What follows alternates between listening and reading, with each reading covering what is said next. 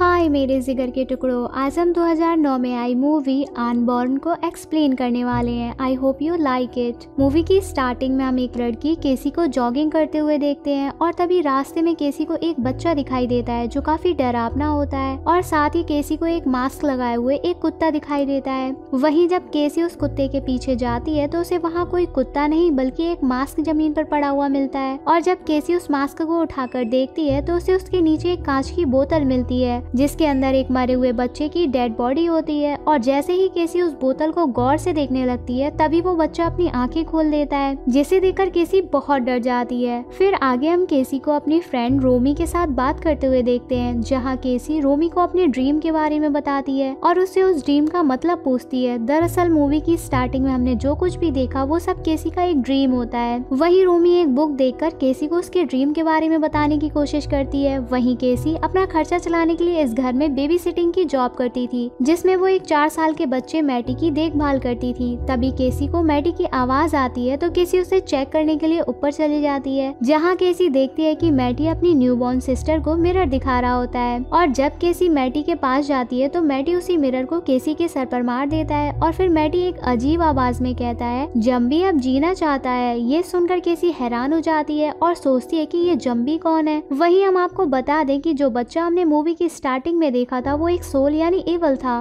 उसके बाद मैटी के पेरेंट्स वहां आ जाते हैं और केसी अपने घर चली जाती है, जहां केसी अपने डैड के साथ रहती है। वहीं केसी की मॉम की डेथ काफी टाइम पहले ही हो चुकी थी, जिन्होंने असल में सुसाइड कर लिया था। आगे केसी जब अपने रूम में बाथरूम के अंदर होती है तभी उसे वहां पर लगे हुए मिरर के अंदर कुछ हलचल दिखाई पड़ती है और जब केसी उस मिरर को चेक करती है तो उस मिरर के पीछे कुछ नहीं होता, तो केसी सोने चली जाती है और तभी हम मिरर में होने वाली हलचल को फिर से देखते हैं। आगे अगली सुबह हम केसी को कॉलेज में अपने फ्रेंड्स के साथ गप्पे मारते हुए देखते हैं। तभी केसी की फ्रेंड रोमी उसे बताती है कि मैंने आज किसी किताब में पढ़ा था कि न्यूबॉर्न बच्चों को अगर 1 साल होने से पहले मिरर दिखाया जाए तो उनकी डेथ हो जाती है। वहीं रोमी की इस बात पर रोमी तो यकीन करती है, पर केसी और उसके बॉयफ्रेंड मार्क को यकीन नहीं होता। फिर आगे केसी जब अपनी क्लास में होती है तो उसे अचानक से चक्कर आने लगते हैं और इसी बीच केसी को सामने बोर्ड पर लिखा हुआ दिखाई देता है कि जम्बी फिर से जीना चाहता है। वहीं केसी अपने हाथ पर एक कीड़े को देखकर डर जाती है और फिर परेशान होकर क्लास के बाहर चली जाती है। इसके बाद केसी जब बाथरूम से नहाकर बाहर आती है तो उसे वहाँ रोमी मिलती है। तभी बातों ही बातों में रोमी केसी की आंखों को नोटिस करती है कि केसी की आंखें 2 कलर की हैं और ये बात रोमी केसी को बताती है और उसे डॉक्टर के पास जाने के लिए कहती है। फिर आगे केसी और मार्क एक डॉक्टर के पास जाते हैं, जहाँ डॉक्टर केसी की आंखों के कुछ टेस्ट करते हैं और साथ ही उसकी आंखों की फोटो भी ले लेते हैं और डॉक्टर केसी से कुछ दिन बाद रिपोर्ट लेने के लिए कहता है। आगे केसी जब मार्क के साथ घर जा रही होती है तभी केसी मार्क को आज रात अपने घर पर रुकने के लिए बोलती है, क्योंकि केसी के डैड आज शहर से बाहर गए हुए थे, इसलिए केसी अपनी रात को रंगीन बनाने के लिए मार्क को रुकने के लिए बोलती है। और इसी बीच केसी को रास्ते में फिर से वही ईविल दिखाई देता है जो अचानक से गायब हो जाता है और केसी इससे थोड़ी घबरा जाती है। इसके बाद केसी और मार्क रात को बिस्तर गर्म करते हैं। वही केसी मार्क को अपनी मॉम के बारे में बताती है, जो अपने आखिरी समय में मेंटल हो गई थी और उन्होंने खुदकुशी कर ली थी। वही केसी जब बाथरूम में जाती है तो वहाँ फिर से वही मिरर हलचल करने लगता है और जब केसी उसको खोलकर देखती है तो उसके अंदर वही इविल बच्चा होता है जो किसी घोस्ट की तरह दिख रहा होता है, जिससे केसी ये देखकर बहुत डर जाती है और चिल्लाने लगती है। तभी मार्क भी केसी की आवाज सुनकर वहाँ आ जाता है और केसी उसे मिरर के बारे में बताती है, लेकिन जब मार्क उस मिरर को चेक करता है तो उसे वहाँ कुछ नहीं होता और फिर केसी उस मिरर को निकालकर एक अलमारी में रख देती है। आगे अगली सुबह केसी जॉगिंग करते करते उसी घर के पास से गुजरती है जहाँ केसी बेबी सिटिंग का काम करती थी, तो उसे पता चलता है कि मैटी की न्यूबॉर्न सिस्टर, जिसे मैटी मिरर दिखा रहा था, उसकी डेथ हो गई है। पर केसी इसके बारे में ज्यादा नहीं सोचती। आगे केसी डॉक्टर के पास अपनी रिपोर्ट लेने जाती है, तब डॉक्टर उसे उसकी आंखों के 2 कलर का रीजन बताता है कि आंखों में 2 कलर उन्हीं के होते हैं जो ट्विंस यानी कि जुड़वा होते हैं। पर केसी कहती है मेरा तो कोई ट्विंस है ही नहीं, लेकिन डॉक्टर केसी को अपने पेरेंट्स से बात करने के लिए कहता है। आगे केसी डॉक्टर की ट्विंस वाली बात को लेकर काफी परेशान होती है और इस बात का पता लगाने के लिए केसी अपने डैड के पास जाती है, जहाँ उसके डैड उसे बताते हैं कि ये बात हाँ सच है, तुम ट्विंस ही पैदा हुई थी, लेकिन तुम्हारे पैदा होने के समय दूसरा बच्चा मर गया था जो कि एक लड़का था। वहीं केसी के डैड उसे बताते हैं कि तुम्हारी मॉम ने उसका नाम जम्बी रखा था, जिसे सुनकर केसी और भी ज्यादा हैरान हो जाती है, क्योंकि केसी ये नाम मैटी के मुंह से पहले भी सुन चुकी थी। इसका मतलब जम्बी केसी का ट्विंस था जो अब केसी को डरा रहा होता है। इसके बाद केसी घर जाकर अपनी मॉम के फोटो और वीडियो देखती है। तभी केसी को एक लेडी सोफी के बारे में पता चलता है और सोफी की प्रेगनेंसी की फोटो भी मिलती है जिसमें सोफी के साथ वही इविल बच्चा खड़ा होता है जो केसी को अपनी ड्रीम्स में दिखाई देता था। फिर आगे केसी रोमी के साथ सोफी से मिलने जाती है, जहाँ केसी जब सोफी से अपने मॉम के बारे में पूछती है तो सोफी कहती है कि वो उसे नहीं जानती है। और जब केसी सोफी को उसकी फोटो दिखाती है जिसमें उसके साथ एक लड़के की शोल खड़ी होती है, जिसे देखकर सोफी बहुत घबरा जाती है और केसी को फटाफट वहाँ से जाने के लिए बोलती है। इससे केसी काफी हैरान होती है और उसे अब कुछ समझ नहीं आ रहा होता है। इसके बाद केसी अपने फ्रेंड्स के साथ मस्ती करने के लिए क्लब जाती है, पर केसी को वहाँ भी उसी लड़के की सोल दिखाई देता है जो उसे डराने की कोशिश कर रहा होता है। ये देखकर केसी काफी घबरा जाती है और केसी वहाँ से बाथरूम के अंदर चली जाती है, जहाँ पर केसी को उल्टियाँ होने लगती हैं। तभी केसी को बाथरूम की दीवार पर बने एक छोटे से होल से कुछ आवाजें सुनाई देती हैं और जैसे ही केसी उसके पास जाती है तो उसके अंदर से बहुत सारे कीड़े बाहर निकलने लगते हैं और फिर देखते ही देखते बाथरूम के चारों तरफ से कीड़े निकलने लगते हैं, जिससे केसी बहुत ही ज्यादा डर जाती है और जोर जोर से चिल्लाने लगती है। वहीं केसी अपनी मॉम की सोल को भी देखती है जो कि उससे कुछ कहना चाह रही होती है, पर तभी मार्क और रोमी उसकी आवाज सुनकर वहाँ आ जाते हैं और देखते हैं कि वहाँ कुछ भी नहीं है। वहीं केसी जो कि काफी डरी हुई होती है उसे मार्क संभाल लेता है। फिर आगे हम उसी रात को केसी को देखते हैं कि वो अपने कमरे में सो रही होती है और जब केसी की आंख खुलती है तब वो खुद को दीवार पर लेटा हुआ पाती है और वहीं अपने आप को बेड पर भी लेटा हुआ देखती है। ये देखकर केसी घबराने लगती है और देखती है कि उसके पास वही इविल बच्चा लेटा हुआ है जो देखते ही देखते केसी का पेट अपने हाथों से फाड़ने लगता है। पर तभी केसी की आंख खुल जाती है और वो अपने पेट को चेक करती है। दरअसल केसी ये सब अपने ड्रीम में देख रही होती है। तभी केसी को सोफी की कॉल आती है जो फटाफट उसे अपने पास आने के लिए कहती है और फिर केसी रात को ही सोफी के पास चली जाती है, जहाँ सोफी केसी को बताती है कि वो उसकी ग्रैंड मदर है। और फिर सोफी केसी को बताती है कि फोटो में जिस बच्चे की सोल उसे दिख रही है वो और कोई नहीं बल्कि सोफी का भाई बार्तो है। और फिर सोफी आगे की कहानी बताती है कि सेकेंड वर्ल्ड वॉर के दौरान कुछ डॉक्टर ट्विंस बच्चों पर एक्सपेरिमेंट कर रहे थे जिसमें बहुत सारे बच्चे मारे गए और उसी में सोफी का भाई भी मर गया था। लेकिन एक दिन सोफी का भाई अचानक ही जिंदा हो जाता है क्योंकि उसके अंदर एक सोल आ गई थी जिसमें उसकी आंखें भी ब्लू हो जाती हैं। वहीं केसी को याद आता है कि जब मैटी उसे डराने की कोशिश करता था तब मैटी की भी आंखें ब्लू हो जाती हैं। और फिर सोफी बताती है कि उसी ने अपने भाई को मारा था क्योंकि उसे मालूम हो गया था कि उसके अंदर कोई बुरी आत्मा है, लेकिन वो मर तो गया लेकिन वो इस दुनिया से पूरी तरह से नहीं जा पाया और यहाँ तक कि उसी की वजह से तुम्हारी मॉम ने सुसाइड कर लिया था और अब वो तुम्हारे पीछे पड़ा हुआ है क्योंकि तुम भी एक ट्विंस हो।